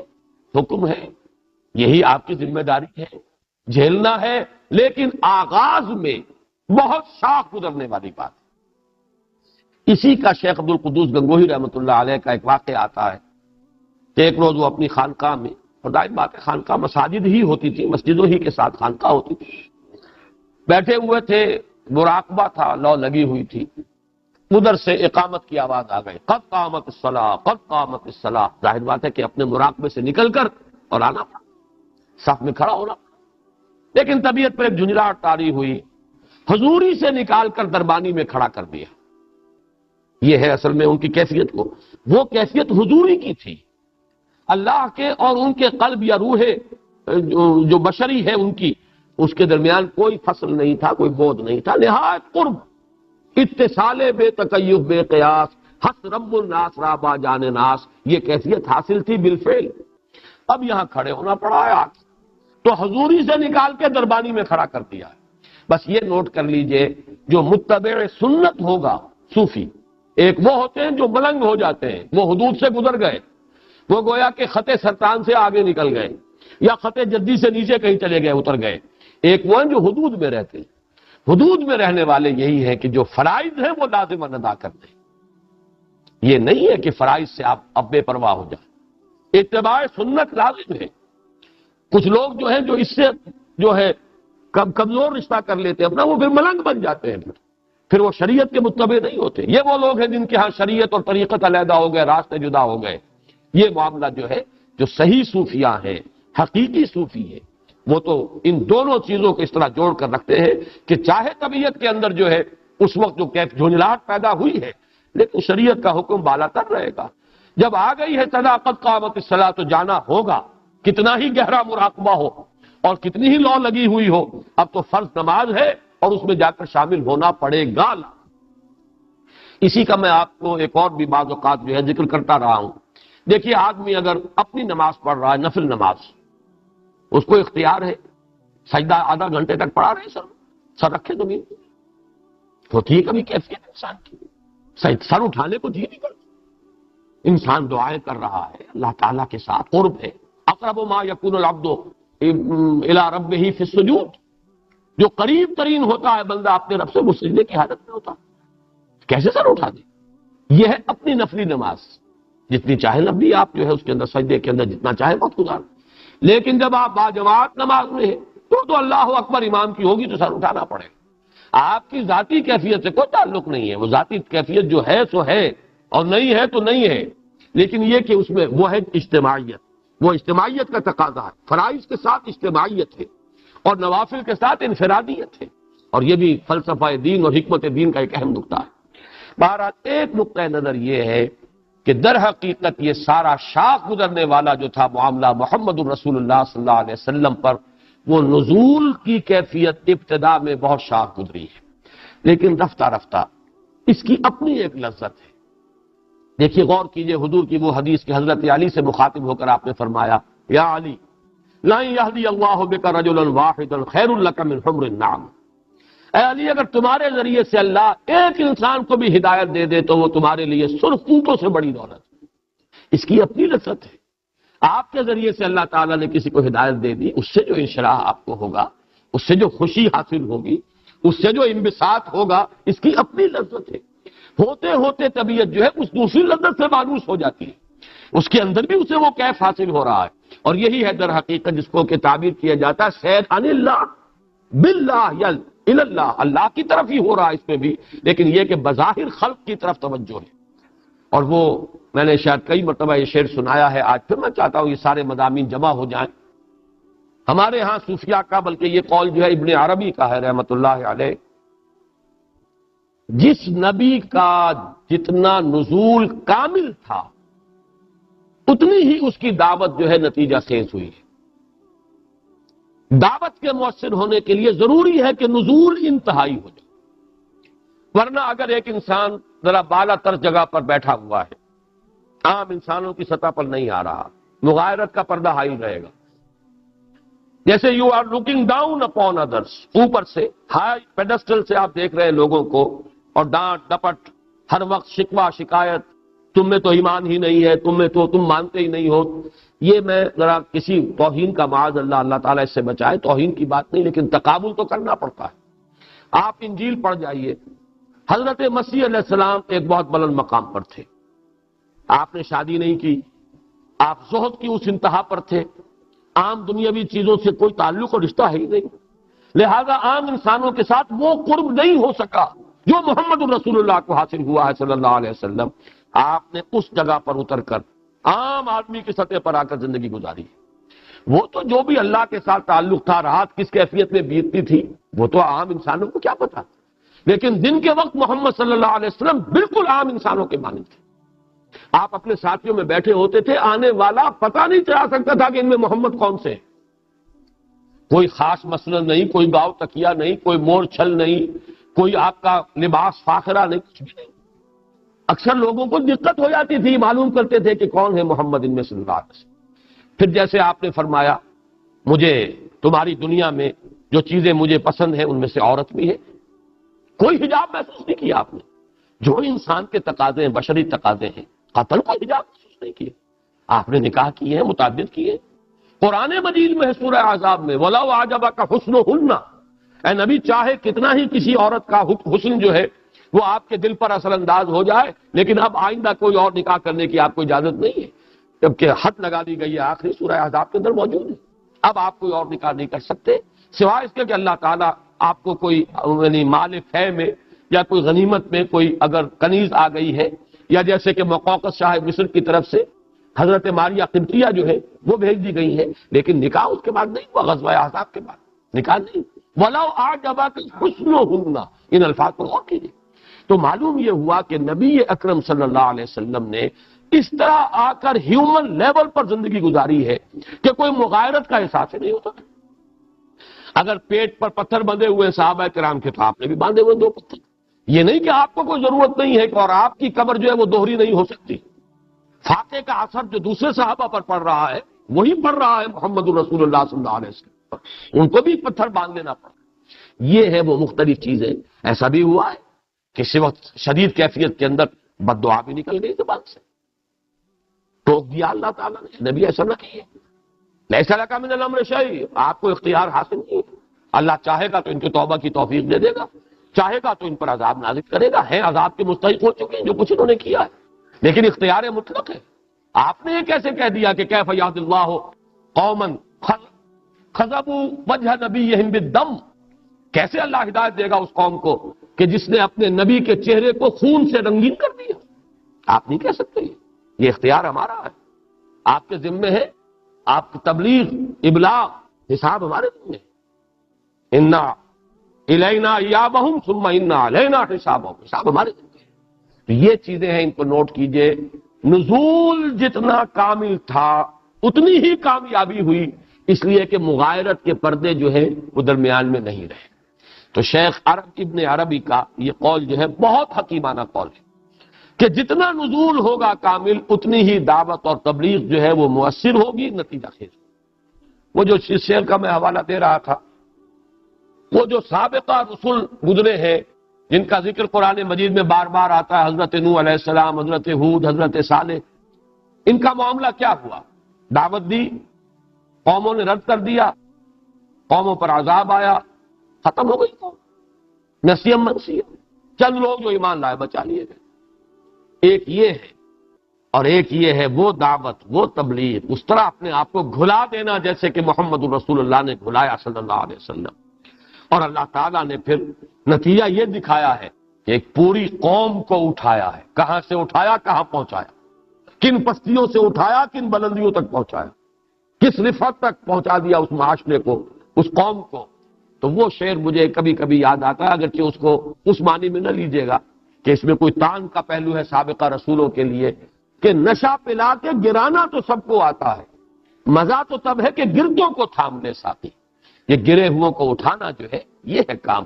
اور اس کام کی اپنی لذت ہے۔ جب آپ کی طبیعت کے اندر اس سے انس پیدا ہو گیا، آپ مانوس ہو گئے، اس نئی لذت کے آشنا ہو گئے، تو اب وہ قلق جو ہے وہ رفع ہو گیا. الم نشرح لك صدرك ووضعنا عنك وزرك الذي انقض ظهرك. یہ ہے عروج اور نزول کا فلسفہ، یہ ہے سیر الی اللہ، سیر فی اللہ، سیر عن اللہ الی اللہ، یا سیر عن اللہ باللہ. ان کے حوالے سے اس سورہ مبارکہ کی کے پس منظر میں جو آپ کا جو وہ قلق کی کیفیت ہے، جو شدت ہے، وہ بوجھ جو باطنی اور جو آپ کی نفسیاتی جو احساسات کے اندر کیفیت ہے، جس کو تعبیر کیا جا رہا ہے کہ وہ آپ کی کمر توڑے دے رہا تھا، ہم نے اسے دور کر دیا. یعنی آپ کی طبیعت میں مانوسیت پیدا کر دی. اپنے اس فرض منصبی کی ادائیگی میں اب آپ کو ایک دوسری روحانی لذت حاصل ہو رہی ہے. جس کو بھی آپ نے اٹھا لیا، جس کو بھی اس پستی سے اوپر اٹھایا،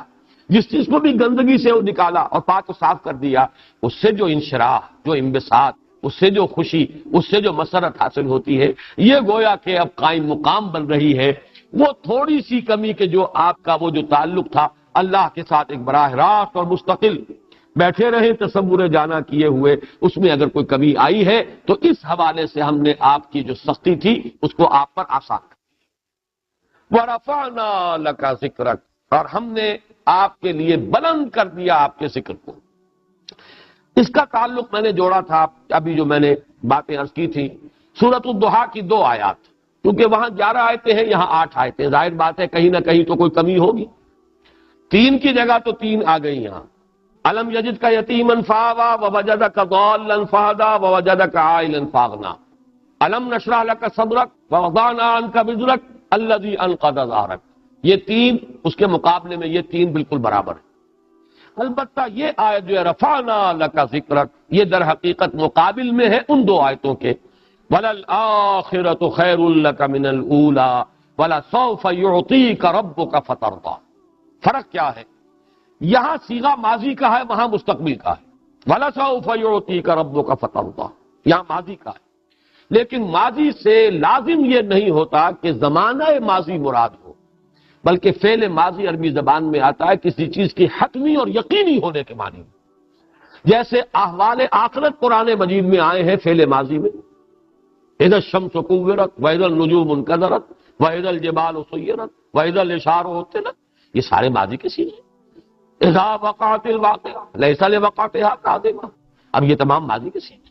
تو معلوم یہ ہوا کہ ماضی جو ہے جہاں ایک طرف زمانہ ماضی پر دلالت کرتا ہے فعل ماضی صیغہ ماضی، وہاں کسی مستقبل کی شے بھی اگر وہ بالکل حتمی ہو، یقینی ہو،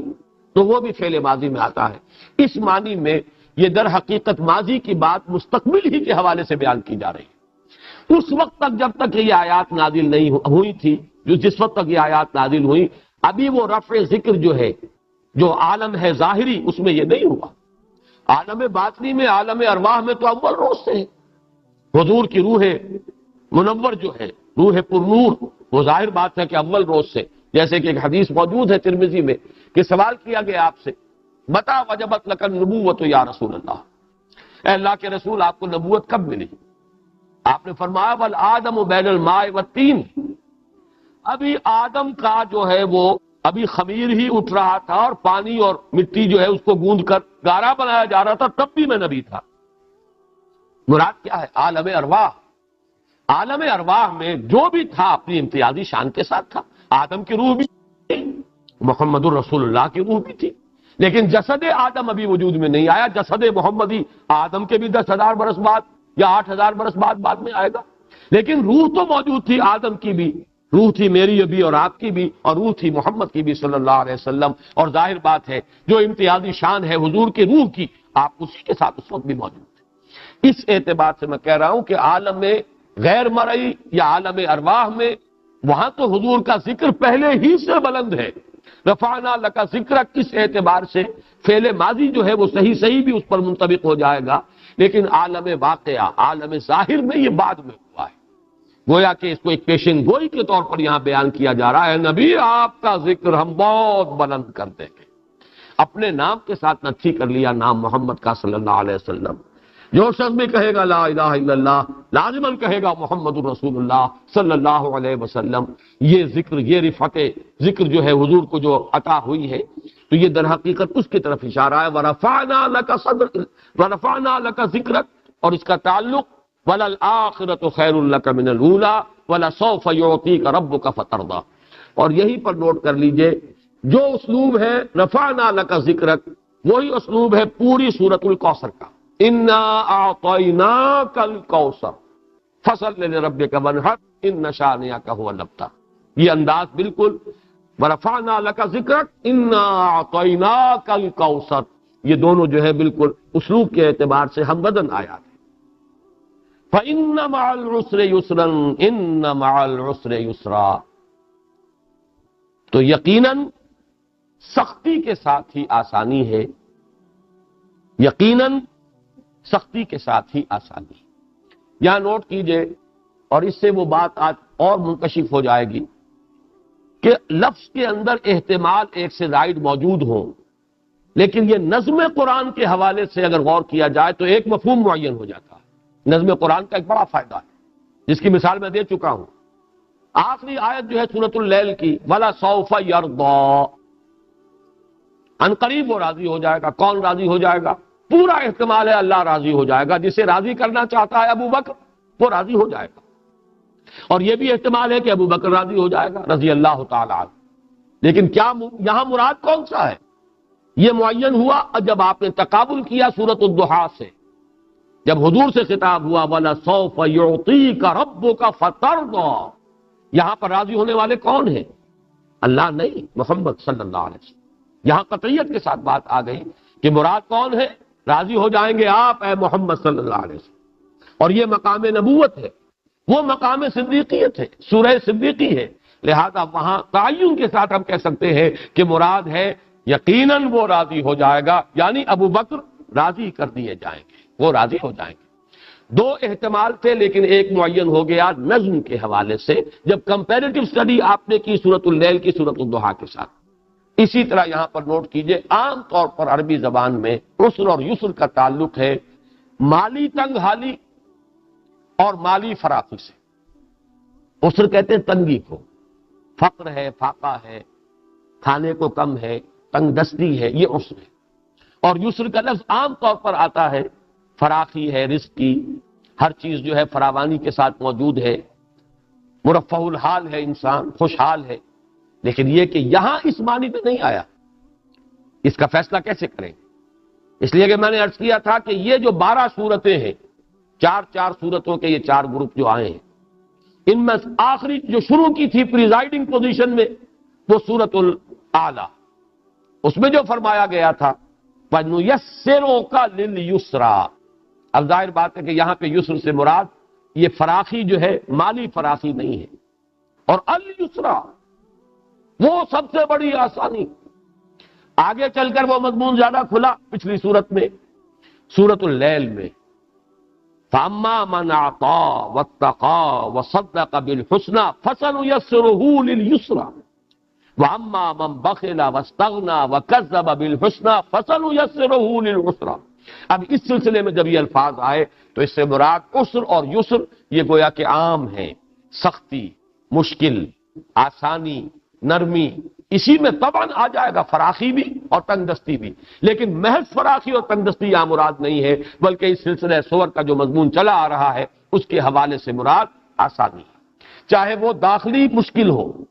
اندر کا قلق ہو، ہم ہو، غم ہو، حزن ہو،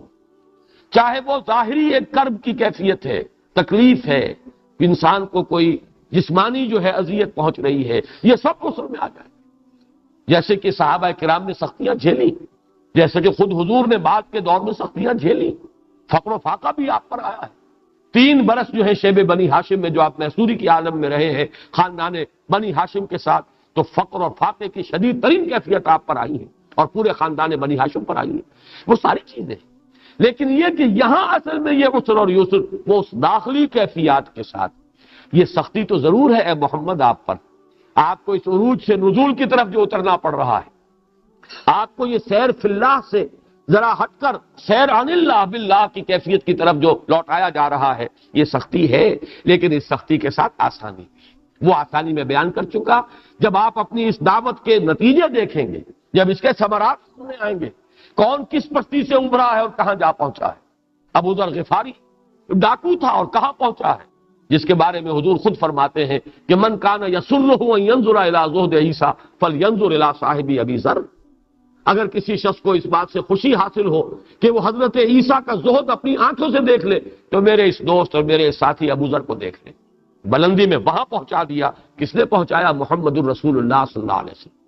تو آپ کو انشراح صدر اس سے حاصل نہیں ہوتا ہوگا؟ اس سے کتنی خوشی اور مسرت حاصل ہوتی ہے۔ اللہ نے مجھے ذریعہ بنایا، میرے ذریعے سے کس کو کہاں سے کہاں تک پہنچا دیا۔ جب حضرت علی سے حضور فرما رہے ہیں لا یہدی اللہ بک رجلا واحدا خیر لک من حمر النعم،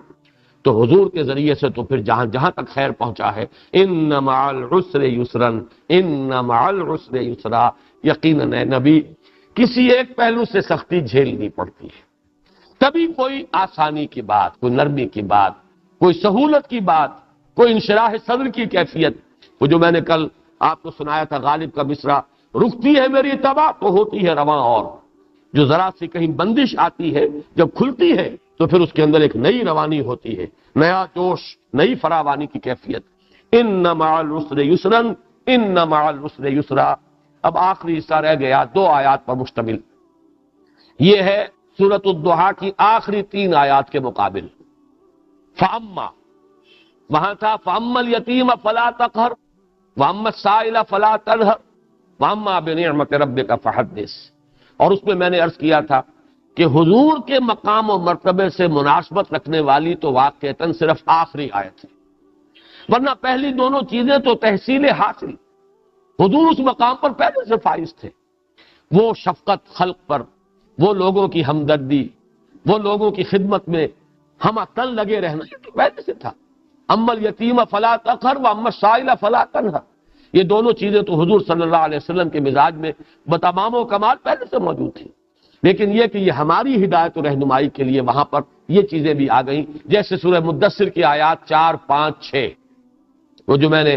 آپ کو کل بھی حوالہ دیا تھا۔ البتہ ایک آیت وَأَمَّا بِنِعْمَةِ رَبِّكَ فَحَدِّثْ، جو آپ پر احسان ہوا ہے، جیسے کہ سورہ بنی اسرائیل میں فرمایا ان فضلہ کان علیک کبیرا، اے نبی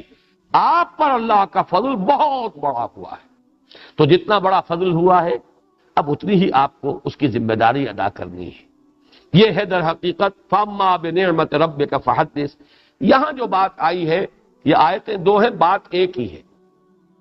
اس ایک آیت میں بھی واقعہ یہ ہے کہ اسی عروج اور نزول کا جو فلسفہ ہے اسی کے حوالے سے بات سمجھ میں آئے گی۔ فَإِذَا فَرَغْتَ فَانصَبْ، جب آپ فارغ ہو جائیں تو پھر مشقت جھیلیے، کمر کس لیجیے، کھڑے ہو جائیے ہمارے حضور میں، رات بھر کھڑے رہے، آپ لو لگائیے ہم سے، کیجئے مراقبہ، فارغ ہو جائیں۔ یہاں لفظ نوٹ کیجئے فَإِذَا فَرَغْتَ فَانصَبْ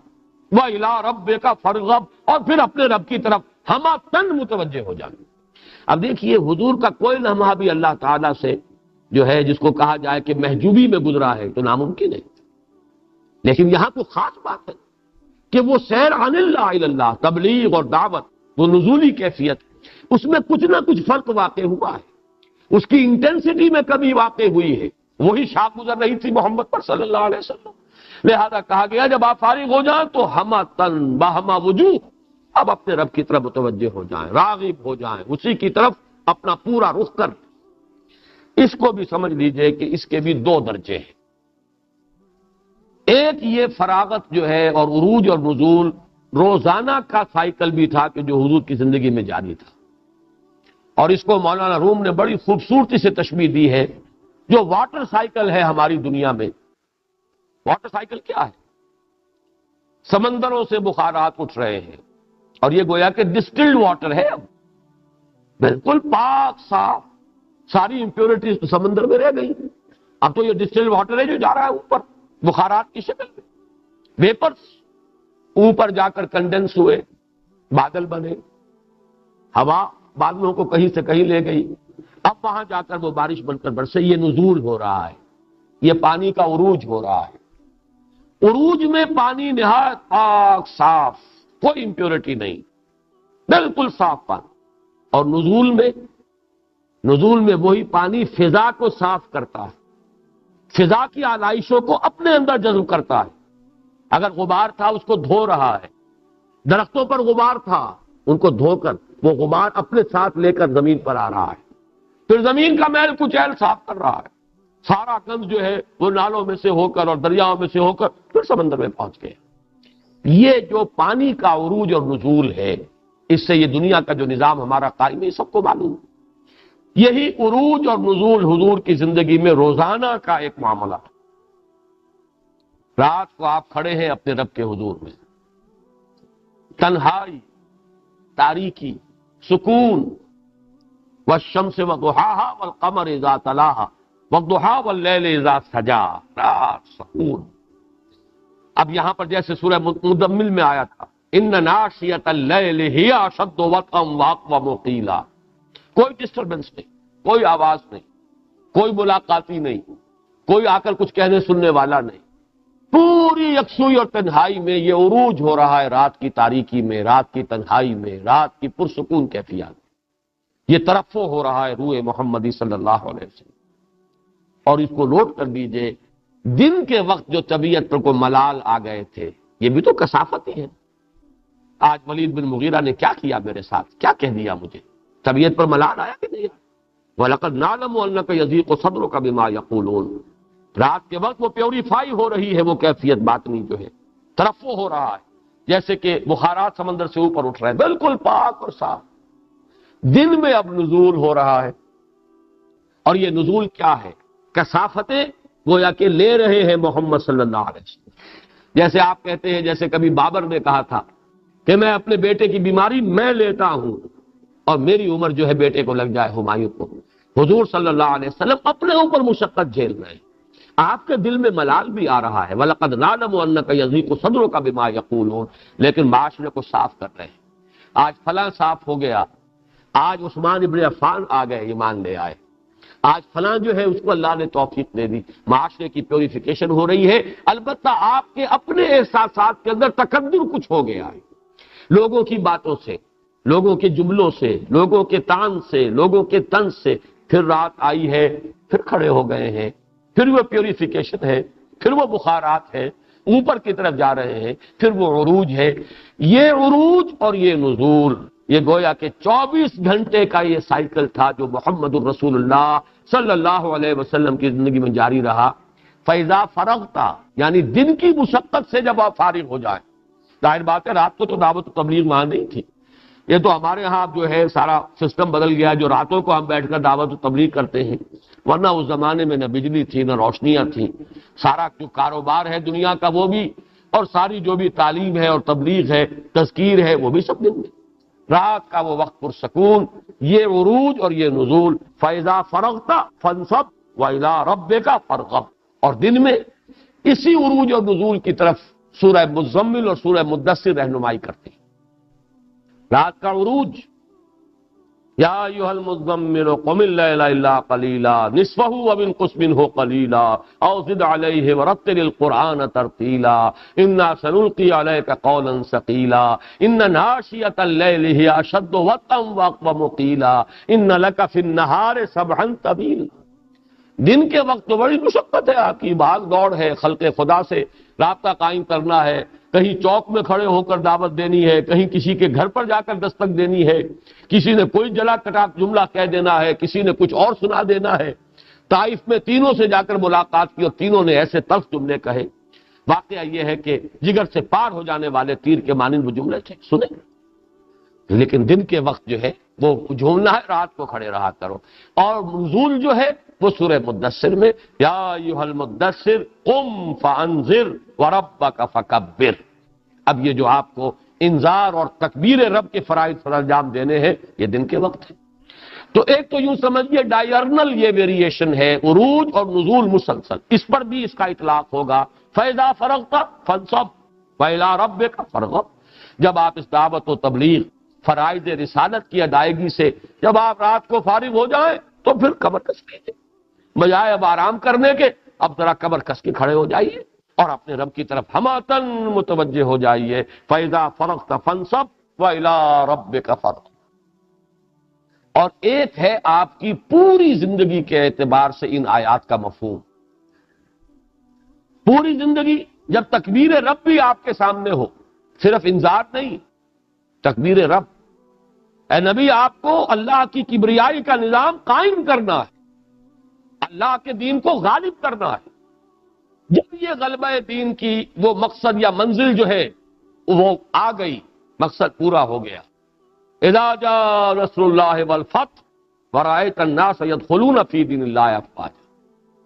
فسبح بحمد ربک واستغفر انہ کان توابا۔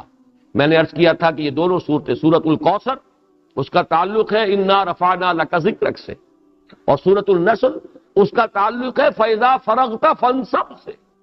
فراغت ایک تو روزانہ شام کو فراغت ہوتی تھی محمد کو صلی اللہ علیہ وسلم اپنے روزانہ کی دعوت اور تبلیغ کے جو بھی مشاغل تھے ان سے، اور ایک فراغت ہوئی ہے جب حیات دنیاوی کی شام آ گئی، اور جب کہ آپ صلی اللہ علیہ وسلم نے دیکھا کہ میرا وہ فرض منصبی جو مجھے بنفس نفیس پورا کرنا تھا، ادا کرنا تھا، وہ ہو گیا۔ اذا جاء نصر اللہ والفتح ورأیت الناس يدخلون فی دین اللہ افواجا، یہ ہے فاذا فرغت فانصب وَإِلَىٰ رَبِّكَ فَارْغَب۔ اے نبی اس وقت تک تو آپ کو جھیلنی ہے یہ مشقت، یہ ہم سے لو لگانے میں اگر کوئی کمی محسوس ہو جاتی ہے دن میں، کبھی دشمنوں کے ساتھ جنگ ہو رہی ہے، کبھی آپ کے دندان مبارک شہید ہو گئے ہیں، کبھی اسی کیفیت میں الفاظ بھی نکل گئے کیف یہد اللہ قوما خذبوا وجہ نبیہم بالدم، یہ الفاظ بھی نکل گئے، یہ سارا مرحلہ ختم ہو جائے گا جبکہ آپ دیکھیں گے جب وہ وقت آ جائے اذا جاء نصر اللہ والفتح ورأیت الناس يدخلون فی دین اللہ افواجا، وہ آپ کے فراغت کا وقت ہوگا۔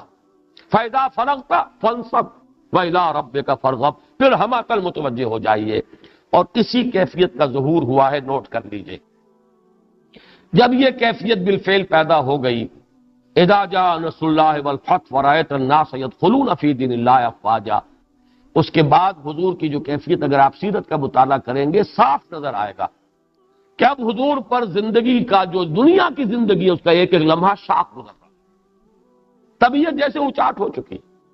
اب یہ پھر بلا تشبیہ کا لفظ لا رہا ہوں، اگرچہ تشبیہ ہی کے لیے تو میں شعر سنا رہا ہوں